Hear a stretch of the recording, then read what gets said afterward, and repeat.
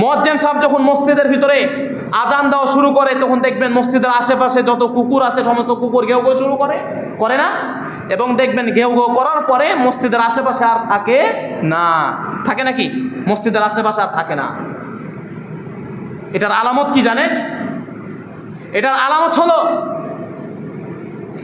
মসজিদের আজান শুনে যেমন কুকুর ঘেউ ঘেউ করতে করতে দূরে চলে যায়, আর মুমিনেরা মসজিদের দিকে অগ্রসর হয়, মসজিদের দিকে আসে, ঠিক অনুরূপভাবে যারা বেনামাজি তারা ওই যে মসজিদের আজান শুনে কুকুরের মতো যায়। রাগ করিয়েন না কেউ, মসজিদের আজান শোনার পরেও কুকুরের মতোই যায়। একটা কুকুর যেমন ঘেউ ঘেউ করে দূরে চলে যায়, যে ব্যক্তি বেনামাজি সেই এরকমই হয়, ওই কুকুরের মতোই। যদি মুমিন হইতো তাহলে কি মসজিদের দিকে আসতো? মুমিন না হলে কি হবে? ওই মসজিদ থেকে দূরেই যাবে। কারণ আপনি শুনেন কথাগুলোতে রাগ করিয়েন না, হাতে পায়ে ধরে বলতেছি। কেন বলতেছি? আপনি বাপের সমতুল্য, আপনি ভাতিজার সমতুল্য, আপনি ভাইয়ের সমতুল্য, কেন বলতেছি? আজকে এক ওয়াক্ত নামাজ নাই আমাদের ভিতরে। নিজে মুসলমানের মানে যখন ধর্মীয় কোনো অনুষ্ঠান হয় সেখানে এক নম্বরে আমরা থাকি, নামাজ নাই। কেমন মুসলমান? ওই যে কুকুরের মতো মুসলমান। প্রিয় উপস্থিতি, নিজেকে এই সমস্ত কুকুরদের সাথে আমরা তুলনা না করি। এটাকে আমি বলতেছি, এই কথাটাকে আমি নিজেই বলতেছি। এটা আল্লাহ পাক রব্বুল আলামিন কোরআন কারীমের ভিতরেই বলেছে। আল্লাহ পাক রব্বুল আলামিন বলেন, ওয়াত্তাবা হাওয়াহু ফামাসালাহু ফামাসালিল কালব। যে ব্যক্তি নিজের নফস মতো চলে, নিজের নফসের অনুযায়ী চলে, যে ব্যক্তি নামাজ পড়ে না, নফসতে বলে নামাজ পড়ার দরকার নাই, পরে নামাজ পড়বো এই বলে যে ব্যক্তি মসজিদ থেকে চলে যায়, নামাজ পড়ে না, দিন ইসলামের পথে আসে না, এক ওয়াক্ত নামাজও পড়তে চাই না, আল্লাহ পাক রব্বুল আলামিন তাকে বলে কামাসালিল কালব, সেই ব্যক্তি কুত্তার মতো। তাহলে এটা আমি বলি নাই যে আপনারা কুত্তার মতো। যে ব্যক্তি নিজের নফস অনুযায়ী চলে সেই ব্যক্তি কুত্তার মতো, এটা আল্লাহ পাক রব্বুল আলামিন বলছে। আল্লাহ পাক রব্বুল আলামিন বলছে। প্রিয় উপস্থিতি, অবশ্যই আমরা মসজিদের দিকে আসবো, নামাজ পড়বো। যে কোনো অবস্থায় মুসলমান নিজের জীবন যেতে পারে, কিন্তু এক ওয়াক্ত নামাজ যেন না ছুটে। আমার জীবন যেতে পারে, আমি মুসলমান, এক ওয়াক্ত নামাজ যেন না ছুটে।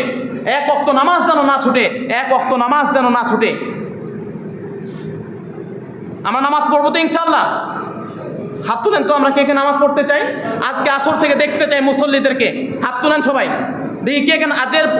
এটা কিন্তু ওয়াদা নিতেছি বাবা, যদি না পড়েন হাত নামায় দেন, কিছু বলবো না, না পড়লে হাত নামায় দেন, কিন্তু আসরে যেন আমি দেখতে পাই ইনশাআল্লাহ।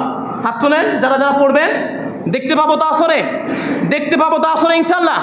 আল্লাহ পাক রব্বুল আলামিন আমাদের এই জায়গাতে যতজন আছি প্রত্যেককে কবুল করুক, সকলে আল্লাহুম্মা আমিন। হ্যাঁ, যারা আমরা কাজে বাইরে যাব, সবাই কি এলাকার ভিতরে থাকবে বা বাড়িতে থাকবে, গ্রামে থাকবে, হয়তো বা কাজে বাইরে অনেকেই চলে যাবে, তো যেখানেই যাবেন নামাজ পড়বেন তো। দেখেন, তাছাড়া নিজে কিন্তু মনে করেন ওই যে কামাসালিল কাল, এটাই মনে করবেন, আর কিছু মনে করেন না। আপনার লোকমান হাকিমের উপদেশ ছিল কি? 1 নম্বর উপদেশ ছিল আকিমিস সালাহ, তুমি নামাজ আদায় করো। আপনি আপনার সন্তানকে বলবেন নামাজ আদায় করো, আপনি পড়বেন না, তাহলে আপনার সন্তান আপনার কথা মানবে? প্রিয় উপস্থিতি, এই জন্য বলতেছি নামাজ দিয়ে নিজেকে সাজান। আপনি মুসলমান, নামাজ দিয়ে সাজান। দেখেন আজকে কিন্তু ওয়াদা করলেন আসরে নামাজে আসবেন, যদি বা উপস্থিত থাকেন গ্রামের ভিতরে বা আশেপাশের ভিতরে অবশ্যই আসবেন, অন্যথায় যদি না থাকেন যেখানে থাকবেন সেখানে আসরে নামাজটা আদায় করবেন। পড়বেন তো ইনশাআল্লাহ? আল্লাহ তাআলা আমাদেরকে কবুল করুক, সবাই আল্লাহুম্মা আমিন। প্রিয় উপস্থিতি, অবশ্যই আজকে আমি নামাজেরই তাকিদ দিব, বেশি করে নামাজেরই তাকিদ দিব। মুসল্লি কেন মসজিদে হয় না? কথাগুলো শুনতে হয়তো বা খারাপ লাগতেছে।